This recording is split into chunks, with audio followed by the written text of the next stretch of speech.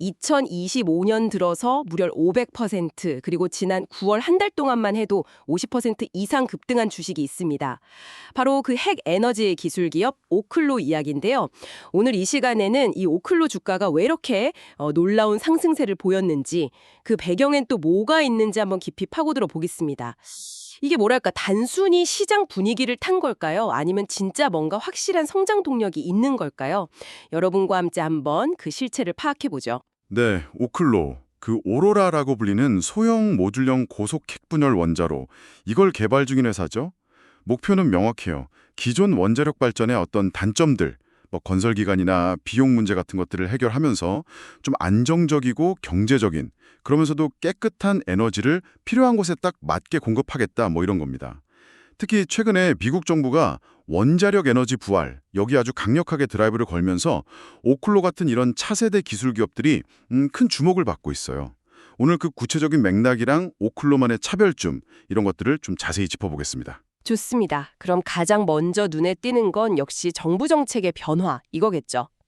현 미국 행정부가 들어서면서 이 핵에너지 산업을 다시 키우려는 움직임, 이게 아주 뚜렷해졌어요. 네, 맞아요. 기존 원전 가동 연장이나 건설 중단됐던 원전들 완공 지원은 물론이고요.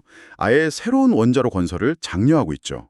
특히 그 핵연료, 우라늄, 이거 안정적으로 확보하려고 미국 내 공급망 강화하려는 의지도 보이고요. 상당히 적극적이네요. 네, 그런 큰 정책 방향 속에서 특히 지난 9월에 발표된 거 미국하고 영국 간의 기술 번영 협정, TPD라고 하죠.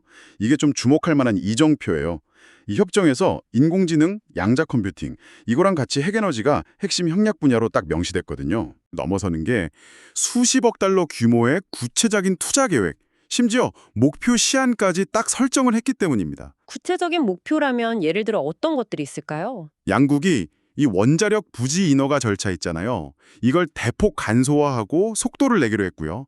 더 나아가서는 2028년 말까지 러시아산 핵연료로부터 완전한 독립, 이걸 달성하겠다 이런 목표를 세웠어요. 2028년 말까지 러시아산 핵연료 독립이요? 네, 이건 단순히 그냥 에너지 정책이 아니라 이제 기술 패권이나 에너지 안보가 결합된 어떤 국가 전략의 일환으로 핵에너지를 보고 있다. 이런 중요한 신호를 읽어야 합니다. 미래 기술 경쟁에서 이 안정적인 에너지 공급이 얼마나 중요한가, 이걸 보여주는 거죠. 그러니까 핵에너지를 그냥 전기 만드는 수단, 이게 아니라 AI나 양자 컴퓨팅 같은 미래 첨단 산업의 기반이 되는 어떤 핵심 인프라로 보고 있다는 거군요. 이건 확실히 좀 이전과는 다른 접근인데요. 맞습니다. 이런 발표가 나오니까 당연히 핵에너지 관련 기업들에 대한 기대감이 커질 수밖에 없었겠네요. 특히 오클로가 그 중심에 서게 된 거고요. 그렇죠. 시장은 오클로가 이런 정책 흐름 속에서 상당한 수혜를 입을 거다, 이렇게 기대하고 있는 거죠. 하지만 오클로 주가 상승이 단지 이런 정책적 기대감 때문만은 아니에요. 회사 자체적으로도 꽤 주목할 만한 성과들을 내고 있거든요. 어떤 성과들이 있었나요? 정책 바람도 중요하지만 결국은 기업 자체 역량이 받쳐줘야 하니까요. 우선 오클로는 이미 미국 에너지부, DOE라고 하죠. 여기랑 핵연료 공급 관련 계약을 맺고 있었어요. 이건 정부 기관이 오클로의 기술 로드맵을 어느 정도 신뢰하고 있다, 이렇게 볼 수 있겠죠. 네네. 그리고 더 중요한 건 최근에 DOE가 진행하는 여러 첨단 원자로 실증 프로그램들이 있는데 여기에 오클로가 핵심 파트너로 참여하게 됐다는 점입니다. 실증 프로그램이라면 그 기술을 진짜로 한번 구현해보는 단계, 그런 건가요? 네, 맞습니다. 그중 하나로 지난 9월에는 아이다호 국립연구소 부지에 첫 번째 오로라 발전소, 이거 건설을 위한 착공식을 열었어요. 아, 벌써 착공까지요? 네, 물론 실제 완공까지는 시간이 걸리겠지만 이게 실험실 수준의 연구가 아니라 실제 건설 단계로 나아갔다는 거, 이건 아주 중요한 진전이죠. 또 9월 말에는 DOE의 차세대 핵연료 라인 시범 프로젝트 사업자로도 선정이 됐어요. 그건 또 어떤 의미를 가지나요? 이건 그 차세대 원자로에 사용할 새로운 형태의 핵연료를 만드는, 생산하는 시설을 짓는 프로젝트인데요. 오클로 포함해서 딱 4개 회사만 선정됐습니다. 나계 회사요? 네. 그러니까 정부가 오클로의 기술력뿐만 아니라 앞으로 핵연료 생산이나 공급망 구축에 있어서도 중요한 역할을 할 거다. 이렇게 기대하고 있다는 아주 강력한 증거죠. 뭐랄까, 연달아서 정부의 중요한 프로젝트에 선정되면서 기술력하고 사업 계획의 타당성, 이걸 공인받고 있는 셈입니다. 와, 정부의 강력한 지지에다가 구체적인 프로젝트 참여까지. 확실히 이게 단순한 기대감을 넘어선 실질적인 움직임이네요. 그런데 오클로가 다른 원자력 기술 기업들하고 좀 차별화되는 뭔가 독특한 점이 있다고요? 네, 바로 핵연료 재활용, 여기에 집중하고 있다는 점입니다. 이게 정말 흥미로운 부분인데요. 지난달에 오클로가 테네시주의 핵연료 재활용 시설 건설을 위해서 무려 16억 8천만 달러, 우리 돈으로 하면 거의 2조 원이 넘죠. 이 규모의 투자 계획을 발표했어요. 사용 후 핵연료를 다시 쓴다고요? 이거는 오랫동안 원자력 에너지의 숙제였던 그 폐기물 문제를 해결할 수도 있는 기술 아닌가요? 정확합니다.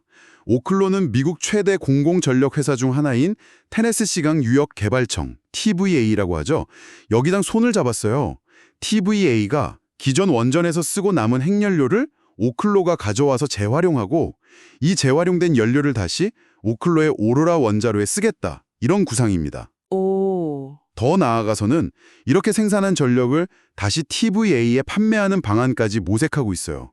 이건 그러니까 사용 후 핵연료를 폐기물이 아니라 자원으로 보고 에너지 생산 사이클을 완전히 닫으려는 아주 혁신적인 접근 방식이죠. 와, 그게 가능하다면 정말 이건 뭐 게임 체인저가 될 수도 있겠는데요. 폐기물 문제 해결하고 에너지 생산을 동시에 잡는 거니까요. 그렇죠. 물론 뭐 기술적인 과제들이 아직 남아있겠지만 이 닫힌 연료 주기, Closed Fuel Cycle이라는 컨셉은 오클로를 다른 SMR 개발사들과 확실히 구분짓는 아주 강력한 차별점입니다. 여기에 더해서 최근에는 데이터 센터 업체들하고도 협력을 논의 중이라는 점, 이것도 주목해야 합니다. 데이터 센터요? 거긴 전기를 엄청나게 쓰잖아요. 왜 그쪽이랑 협력을 하는 거죠? 네, 데이터 센터는 뭐 아시다시피 AI 연산 같은 것 때문에 전력 소비량이 정말 기하급수적으로 늘고 있어요. 그런데 이들이 단순히 많은 양의 전력만 필요한 게 아니라 24시간 365일 절대 끊기면 안 되는 아주 안정적인 전력 공급을 필요로 하거든요. 아, 안정성이 중요하군요. 그렇죠. 오클로의 오로라 같은 SMR은 상대적으로 작은 부지에도 지을 수 있고 또 날씨나 이런 거 상관없이 꾸준히 전력을 생산할 수 있다는 장점이 있어요. 그래서 오클로가 이 데이터 센터라는 확실한 대규모 수요처를 미리 좀 확보하려는 그런 전략적인 움직임으로 볼 수 있습니다. 자신들의 기술이 줄 수 있는 안정적인 대규모 청정 에너지라는 가치를 어필하는 거죠. 그렇군요. 정책적 지원의 정부 프로젝트 수주, 그리고 핵연료 재활용이라는 독특한 기술, 또 데이터 센터 같은 새로운 수요처 발굴 가능성까지. 이런 요인들이 정말 복합적으로 작용하면서 올해 500%라는 그 놀라운 주가 상승을 이끌었고 시가총액도 보니까 180억 달러를 훌쩍 넘겼더라고요. 투자자들이 거는 기대가 어느 정도인지 숫자가 보여주는 거겠습니다. 네, 시장의 기대감은 분명히 아주 뜨겁습니다. 뭐 핵에너지의 부활, 그리고 오클로의 성공 가능성에 대한 강력한 베팅이라고 할 수 있겠죠. 하지만 이런 높은 기대감 속에서도 우리가 좀 냉정하게 고려해야 할 점들이 있습니다. 특히 투자 관점에서는 더욱 신중한 접근이 필요해요. 어떤 점들을 좀 주의 깊게 봐야 할까요? 뭐 장밋빛 전망만 있는 건 아닐 텐데요. 우선 오클로는 여전히 기술 개발 그리고 상용화 초기 단계에 있는 스타트업이라는 사실, 이걸 잊으면 안 됩니다. 아이다호의 첫 발전소 착공했지만 실제 상업 운전까지 가려면 여러 기술적인 또 규제적인 허들을 넘어야 하거든요. 아무리 혁신적인 기술이라도 실제 구현 과정에서는 예상치 못한 난관에 부딪힐 수 있어요. 그렇죠. 계획이랑 현실은 또 다를 수 있으니까요. 경쟁 상황은 어떤가요? 오클로만 SMR 개발하는 건 아닐 텐데요. 맞습니다. 이 소형 모듈 원자로 SMR 분야는 오클로 말고도 뭐 뉴스케일 파워 같은 회사를 비롯해서 여러 경쟁사들이 뛰어들고 있는 아주 뜨거운 시장입니다. 다들 각기 다른 기술 방식으로 접근하고 있고 또 일부는 오클로보다 먼저 규제 승인을 받거나 상용화에 더 가까이 다가선 곳도 있을 수 있고요. 앞으로 기술 경쟁뿐만 아니라 뭐 시장 선점 경쟁, 비용 경쟁, 이것도 매우 치열해질 가능성이 높습니다. 경쟁사들의 기술이나 뭐 자금력, 진행 속도 이런 것도 계속 봐야겠네요. 또 다른 고려사항은 없을까요? 시간, 즉 타임라인이죠. 오클로가 스스로 밝힌 바로는 첫 번째 오로라 발전소 가동 예상 시점이 가장 빨라야 2027년 말 아니면 2028년 초입니다. 2027년 말이요? 네, 이것도 뭐 계획대로 아주 순조롭게 진행됐을 경우의 이야기고요. 실제 상업운전을 통해서 꾸준히 전력을 생산하고 매출을 올리기까지는 그것보다 더 긴 시간이 필요할 수 있습니다.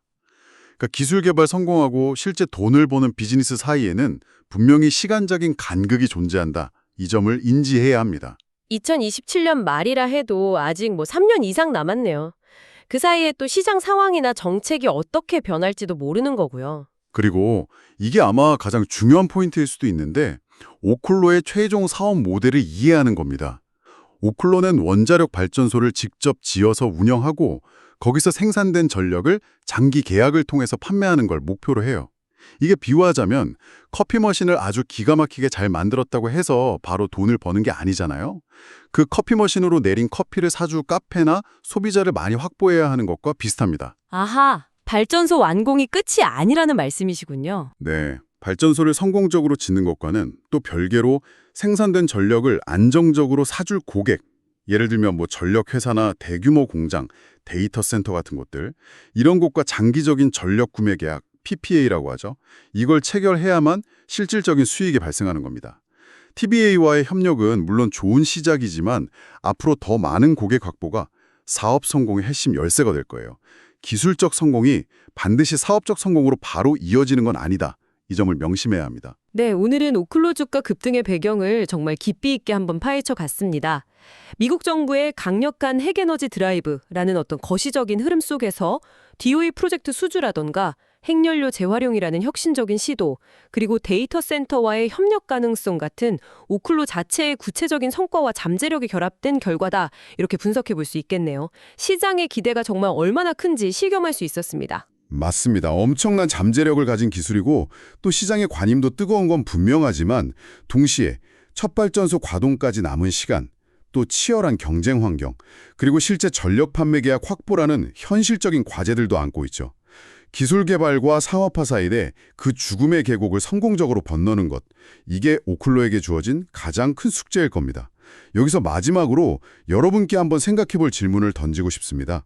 정부 지원, 기술적 혁신, 잠재적 수요처 확보, 이런 것들 외에 오클로 같은 차세대 에너지 기술 기업이 시장의 판도를 바꾸는 진짜 게임 체인저가 되기 위해서 또 어떤 요소가 결정적으로 중요할까요? 예를 들자면 아무리 기술이 좋아도 대중들이 우리 동네 원자로 들어서는 건 좀 불안한데 이렇게 생각하면 쉽지 않을 수도 있겠죠.